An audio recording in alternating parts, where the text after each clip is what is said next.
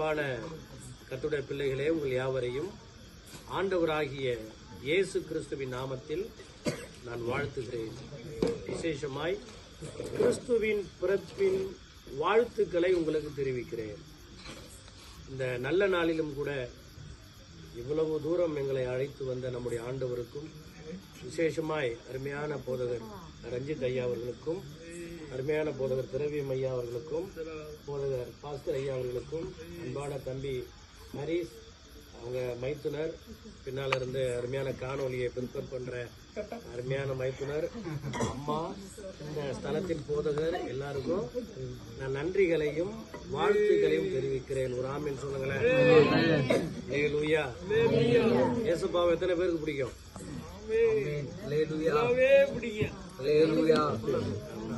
அவரை பிடிக்காதுன்னு உலகத்துல யாருமே சொல்லவே முடியாது. ஒரே ஒரு வசனத்தை வாசிக்கலாமா? வாசிக்கலாம். லூக்கா 2ஆம் அதிகாரம் 8ஆம் வசனத்திலிருந்து நாம் 12ஆம் வசனம் வரைக்கும் வாசிக்கலாம்.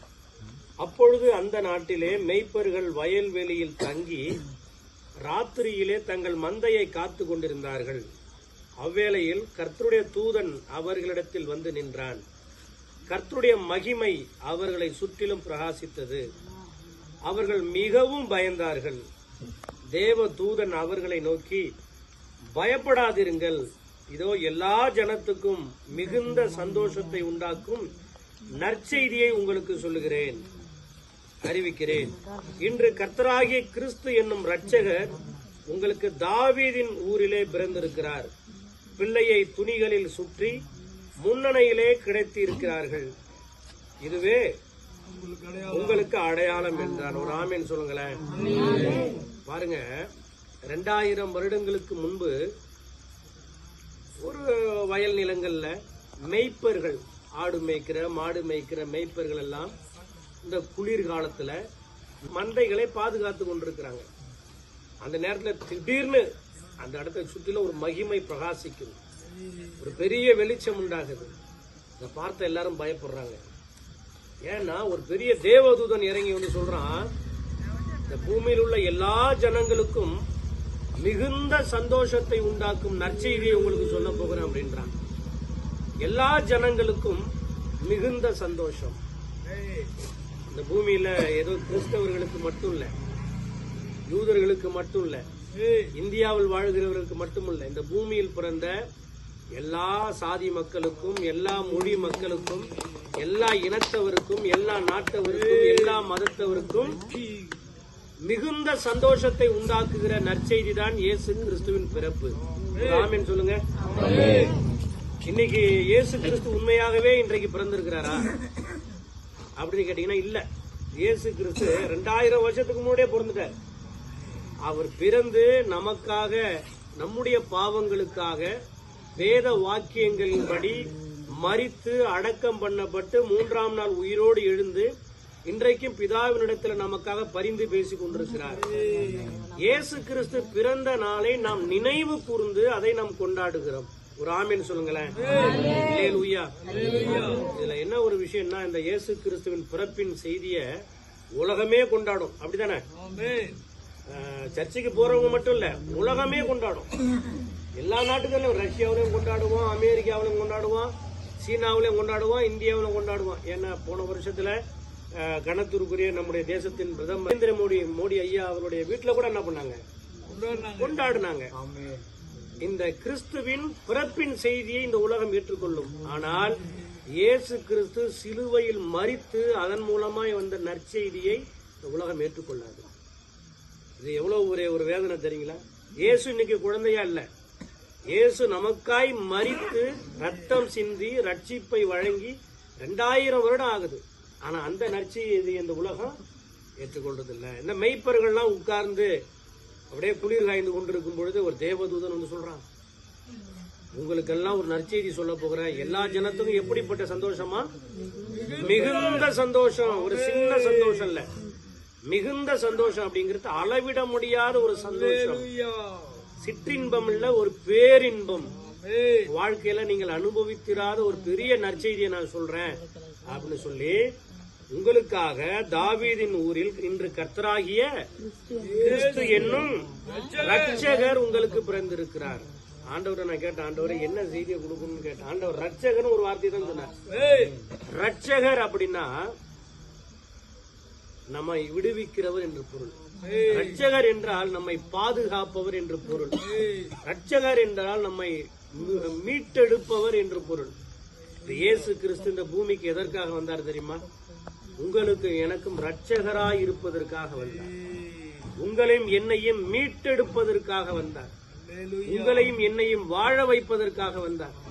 உங்களையும் என்னையும் பாவத்திலிருந்தும் சாபத்திலிருந்தும் வியாதிகளில் இருந்தும் பலவீனங்களில் இருந்தும் தரித்திரங்களில் இருந்தும் பிசாசின் போராட்டங்களில் இருந்தும் வியாதிகளில் இருந்தும் மாந்திரிக பில்லி சூனிய கட்டுகளிலிருந்து நம்மை விடுவித்து நமக்கு நித்திய ஜீவனாகிய மோட்ச வாழ்க்கை கொடுப்பதற்காக வந்தார். ஒரு ஆமீன் சொல்லுங்களேன்.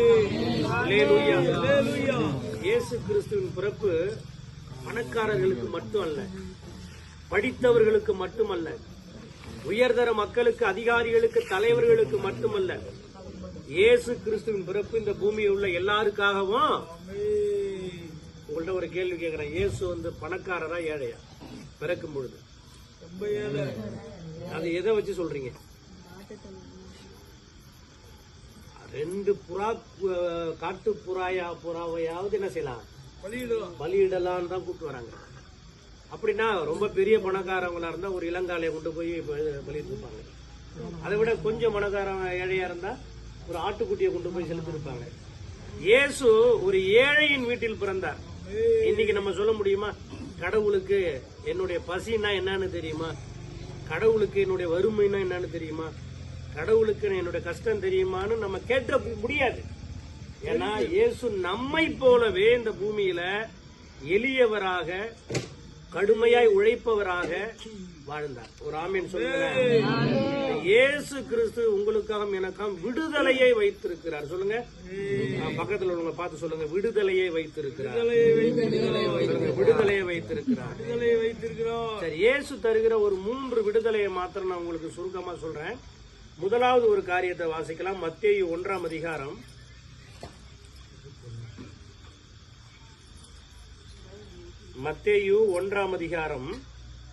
19ஆம் வசனத்திலிருந்து நான் வாசிக்கிறேன். அவள் புருஷனாகிய யோசேப்பு நீதிமானாய் இருந்து அவளை அவமானப்படுத்த மனதில்லாமல் ரகசியமாய் அவளை தள்ளிவிட யோசனையாய் இருந்தான். இவன் இப்படி சிந்தித்துக் கொண்டிருக்கையில் கர்த்தருடைய தூதன் சொப்பனத்தில் அவனுக்கு காணப்பட்டு, தாவீதின் குமாரனாகிய யோசேப்பே, உன் மனைவியாகிய மரியாளை சேர்த்துக் கொள்ள ஐயப்படாதே. அவளிடத்தில் உற்பத்தியாய் இருக்கிறது பரிசுத்த ஆவியினால் உண்டானது. அவள் ஒரு குமாரனை பெறுவாள். அவருக்கு இயேசு என்று பெயரிடுவாயாக. ஏனெனில் அவர் தமது ஜனங்களின் பாவங்களை நீக்கி அவர்களை ரட்சிப்பார் என்றான். இயேசு என்றால் என்ன பொருள்? தமது ஜனங்களின் பாவங்களை நீக்கி ரட்சிப்பவர். பக்கத்தில் உள்ளவங்க அப்படியே கையை பிடிங்களா, நான் சொல்றேன். அவங்களுடைய கையை பிடிச்சவங்க முகத்தை பார்த்து சொல்லுங்க, இயேசு அப்படின்னா உங்களுக்கு தான் சொல்றேன். பக்கத்துல உள்ள கை கொடுங்க, கை கொடுத்து சொல்லுங்க, அவங்க முகத்தை பார்த்து சொல்லுங்க. இயேசு அப்படின்னா அவங்களுக்கு சொல்லணும், இயேசு அப்படின்னா தமது ஜனங்களின் பாவத்தை நீக்கி ரட்சிப்பவர். இந்த உலகத்துல நீங்க எவ்வளவு இடத்துக்கு போயிருக்கீங்க இல்லையா? யாராவது பாவத்தை மன்னிக்கிறதுக்கு ஒருத்தங்க இருக்கிறாங்களா? ஆமா, உங்களதான் கேக்குறேன். பாவத்தை, உங்க பாவத்தெல்லாம் மன்னிக்கிறேன் வான்னு எங்கேயாவது கூப்பிடுறாங்களா? உலகத்துல ஒரே ஒருத்தர் தான் உங்களுடைய பாவங்களை மன்னிக்கிறேன்னு சொல்றாரு. யாரு? ஏன் சொன்னாரு சொல்லுங்க? ஏன் மற்றவர்கள் எல்லாம் சொல்ல முடியல, இயேசு மட்டும் சொன்னார்? ஆமா, நீங்க சொல்லுங்க, இயேசு மட்டும் ஏன் சொல்றாரு? கிறிஸ்தவர்கள் மட்டும் எப்ப பார்த்தாலும் வாங்க இயேசு உங்க பாவங்களை மன்னிக்கிறாருன்னு 2000 வருஷமா சொல்றாங்கல்ல. ஏன் இயேசுவால மட்டும் சொல்ல முடியுது, மற்றவரால சொல்ல முடியல? ஏன்னா அவர் மட்டும்தான் பாவம் செய்யாமல் வாழ்ந்தவர். என்னில் பாவம் உண்டு என்று யார் என்னை குற்றப்படுத்த முடியும்னு இயேசு கேட்டார் இல்லையா?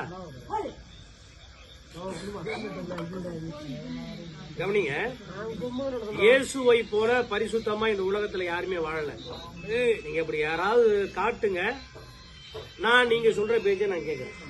இந்த உலகத்துல இயேசு மட்டும்தாங்க பரிசுத்தமாய் வாழ்ந்தார். நீங்க யார வேணா நீங்க வச்சுக்கங்க, கம்பேர் பண்ணி பாருங்க. ஒரு தராசுல இயேசு வைங்க, மற்ற தராசுல யார வேணா வைங்க. இயேசு மட்டும்தான் பாவம் செய்யாமல் வாழ்ந்தவர். அதான் பாவம் செய்யாம வாழ்ந்த ஒருவரால தான் பாவத்திலிருந்து விடுதலையை தர முடியும். அதனால இயேசு கிறிஸ்து தமது ஜனங்களின் பாவங்களை நீக்கி ரட்சிப்பவர். சரி, பாவம் அப்படின்னா என்ன? என்னம்மா பாவம் என்ன? ஐயோ பாவமே, அதுவா, அடாடா பாவமே அப்படின்றாங்களா? என்ன பாவம்னா என்ன? எதெல்லாம் பாவம்? கொலை செய்யறது பாவம், திருடுறது பாவம், அக்கிரமம் செய்யறது பாவம், பொய் சொல்றது, 2 மனைவியோடு வாழ்றது, கடன் வாங்கிட்டு கொடுக்காம இருக்கிறது, ஒருவரை துன்பப்படுத்துவது, கெட்ட வார்த்தை பேசுவது, எல்லாமே பாவம் தான் இல்லையா? இது பாவம்னு நமக்கு தெரியுமா தெரியாதா? ஆனா செய்யாம இருக்கிறோமா? அதை ஏன் மறுபடியும் நம்ம செய்யறோம்? ஒண்ணு உதாரணத்துக்கு ஒரு சின்ன தோண்டு ஒரு போதை பழக்கத்துல ஒருத்தர் சின்னதா சிகரெட் அடிக்க ஆரம்பிக்கிறான்னு வச்சுங்க.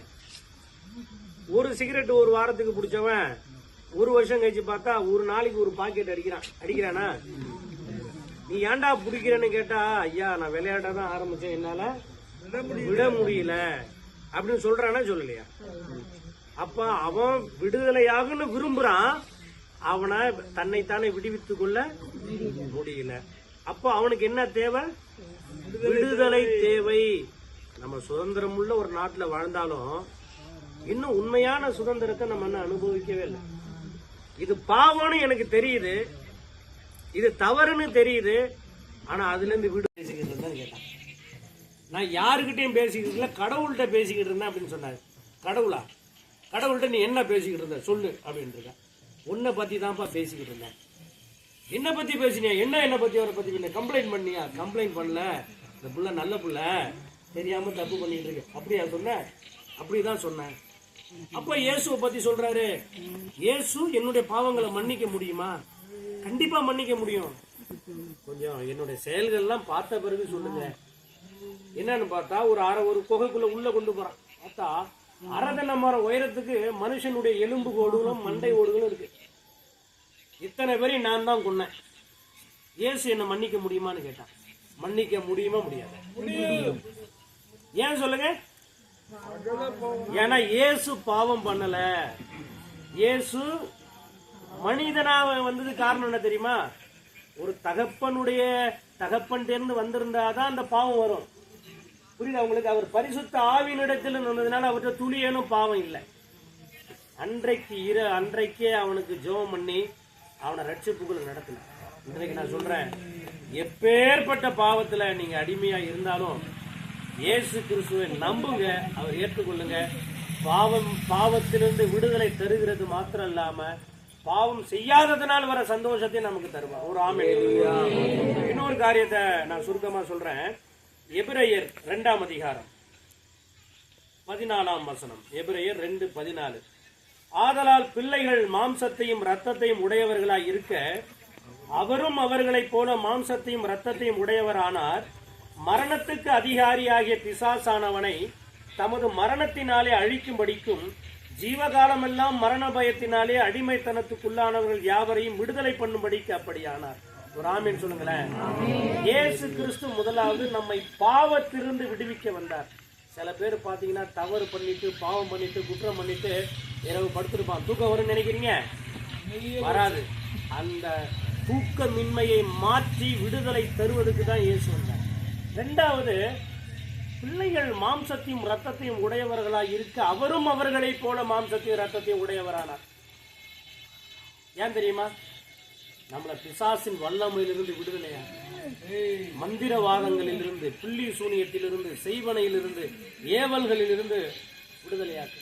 இந்த மந்திரவாதிகள் கூட்டத்தில், நம்ம கூட்டத்தில் நிறைய மந்திரவாதிகள் ரசிக்கப்பட்டிருக்கிறாங்க. அவங்க சொல்ற ஒரு விஷயம் என்ன தெரியுங்களா? ஒருத்தவங்களுக்கு செய்வனை சூனியம் பண்றதுக்கு முன்னாடி அவங்க குலதெய்வத்தை கட்டிடுவாங்க. அதுக்கு பிறகுதான் அந்த வீட்டுக்குள்ள ஏவலை அனுப்பி அவனை அழிக்க முடியும். ஆனா இந்த உலகத்துல கட்ட முடியாத ஒருத்தர் இருக்கிறார் அப்படின்னா இயேசு கிறிஸ்துவை தம்முடைய சொந்த இரட்சகராக ஏற்றுக்கொண்ட எவனுக்கும் செய்வனையும் செய்ய முடியாது, பிள்ளை சொல்லியும் செய்ய முடியாது. ஒருத்தர் சொல்லட்டுமா உங்களுக்கு, இயேசு இல்லாதவர்களுடைய வாழ்க்கையில மந்திரவாதங்கள் செயல்படும், பிள்ளை சுனியங்கள் செயல்படும், ஏவல்கள் செயல்படும், வசியங்கள் செயல்படும். ஆனால் இயேசு கிறிஸ்துவை சொந்த இரட்சகராக ஏற்றுக்கொண்டவர்கள் வாழ்க்கையில் இயேசுவை முதலாவது கட்டின பிறகுதான் உங்களுக்கு மந்திரமே பண்ண முடியும். இயேசு கட்ட முடியுமா? வானம் அவருடைய சிங்காசனம், பூமி அவருடைய பாதப்படி. எவ்வளவு பெரிய ஆண்டவர்! அதனால இயேசு கிறிஸ்து பிசாசின் வல்லமையிலிருந்து நம்மை விடுவிக்க வந்தார். பிசாசின் கட்டுகளில் இருந்து, மாந்திரிக கட்டுகளில் இருந்து, பரம்பரை சாபத்தில் இருந்து, வியாதிகளில் இருந்து, பலவீனங்களில் இருந்து இயேசு கிறிஸ்து நம்மை விடுவிக்க வந்தார். ஒரு ஆமேன் சொல்லுங்களேன். விடுவித்து நித்தியமான விடுதலையை தருவதற்காக வந்தார். பிசாசின் கிரியைகளை அழிக்கும்படிக்கு தேவனுடைய குமாரன் வெளிப்பட்டார். இன்னைக்கு ஒருவேளை நான் உங்களுக்கு சொல்றேன், யாரெல்லாம் மந்திரவாதத்துல பிள்ளை சூனியத்துல அகப்பட்டிருக்கீங்கன்னா, இரவு நேரத்துல தூங்கும் பொழுது பாம்பு துரத்தும், நாய் துரத்தும், நாய் கட்டிக்கிற மாதிரி வரும், பாம்பு கட்டிக்கிற மாதிரி வரும், காலமாடு என்ன முற்றா மாதிரி வரும். இந்த மாதிரிலாம் நீங்க இருந்தீங்கன்னா மந்திரவாதம் பிள்ளை சூனியங்கள்ல பாதிக்கப்பட்டிருக்கீங்கன்னு அர்த்தம். இதுல இருந்து விடுதலை பண்ணும்படிக்கு இயேசு வந்தார். ஒரு ஆமென் சொல்லுங்க. அல்லேலூயா. இயேசு மூணாவது ஒரு காரியத்துக்காக வந்தார். அதை நான் சொல்லி சுருக்கமா முடிக்கிறேன். அது மத்தேயு 2ஆம் அதிகாரம். அங்க மத்தேயு 2ஆம் அதிகாரம் 11ஆம் வசனம். அவர்கள் அந்த வீட்டுக்குள் பிரவேசித்து பிள்ளையையும் அதன் தாயாகிய மரியாளையும் கண்டு சாஷ்டாங்கமாய் விழுந்து அதை பணிந்து கொண்டு தங்கள் பொக்கிஷங்களை திறந்து பொன்னையும் தூப வர்க்கத்தையும் வெள்ளை போலத்தையும் அதற்கு காணிக்கையாக வைத்தார்கள். ஒரு ஆமேன் சொல்லுங்களேன். இயேசு யாரு வீட்டுல பிறந்தாரு சொல்லுங்க? பெரிய பணக்காரங்க வீட்லயா? ஏழை வீட்டுலதான் இயேசு பிறந்தார். அது கூட இயேசு மாட்டு தோழத்துல பிறந்தாருன்னு எந்த ஆதாரமும் இல்லை. அவர் சத்திரத்துல இடம் இல்லாதபடினாலே அவரை முன்னணையில, மாட்டு தோழத்தின் முன்னணையில கிடத்தினாங்க. அது என்ன முன்னணை? சில பேர் முந்தானியான்னு கேட்பாங்க. முன்னணைங்கிறது அந்த மாட்டுக்கு நம்ம தண்ணி வைக்கிறதுன்னு சொல்லுவாங்க, ஒரு தொட்டி மாதிரி இருக்குமே, அதுதான் முன்னணை. தீவனம் வைப்பாங்கல்ல. இடம் இல்லாம இந்த வானத்தையும் பூமியும் படைத்த கடவுளுக்கு அதுதான் கிடைச்சது. அங்கதான் படுக்க வச்சிருந்தாங்க. நடந்தது என்ன தெரியுமா? கிழக்கிலிருந்து சாஸ்திரிகள்லாம் வந்தாங்க. ஞானிகள் வந்து இந்த குழந்தைய வைத்திருந்த வீட்டுக்குள்ள எதோட வராங்க தெரியுமா? பொன் அப்படின்னா சுத்தமான தங்கத்தை கொண்டு வரான் காணிக்கையா, வெள்ளை போலத்தை கொண்டு வரான், தூப வர்க்கத்தை கொண்டு வரான். இதெல்லாம் ரொம்ப விலையேற பெற்றது. இயேசு கிறிஸ்து ஒருவனுடைய வாழ்க்கையில் வந்துவிட்டால் அவங்கிட்ட இருக்கிற தரித்திரம் எல்லாம் ஓடிடும், கடன் எல்லாம் ஓடிடும், ஏழ்மை தரித்திரம் இல்லாததெல்லாம் என்ன செஞ்சிடும்? ஓடிய போயிடும். ஒரு ஆமேன் சொல்லுங்களேன். இயேசு முதலாவது பாவத்தின் வல்லமையிலிருந்து நம்மை விடுவிக்க வந்தார். இரண்டாவது இயேசு பிசாசின் வல்லமையிலிருந்து நம்மை விடுவிக்க வந்தார். மூன்றாவது இயேசு நம்மை தரித்திரத்தின் வல்லமையிலிருந்து விடுவிக்க வந்தார். ஆமீன் சொல்லுங்களேன். ஏழ்மை, எளிமை, இல்லாமை, தரித்திரம், அப்பா தாத்தா பாட்டன் முப்பாட்டன் எல்லாருமே இருக்காங்க, பெரிய தரித்திரத்துல இருப்பான். அவன் இயேசுவை ஏற்றுக்கொண்டான்னு வச்சுங்களேன், அந்த தரித்திரத்தின் ஆவி இந்த தலைமுறையை விட்டு ஓடி போயிடும். ஆமீன் சொல்லுங்களேன். அவங்க கூட யோசிச்சிருக்காங்க, இந்த குழந்தைய நம்ம இப்ப வளர்க்க போறாங்க, அந்த குழந்தைய வளர்க்கறதுக்கான சகல பொருள் அங்க வந்துருச்சு. நீங்க கிறிஸ்துவை ஏற்றுக்கொண்டீங்க அப்படின்னா உங்களுக்கு வேண்டிய சகல தேவைகளையும் தேவன் சந்திப்பார். அப்படியே நம்ம ஜெபம் பண்ணுவோமா? அப்படியே முழங்க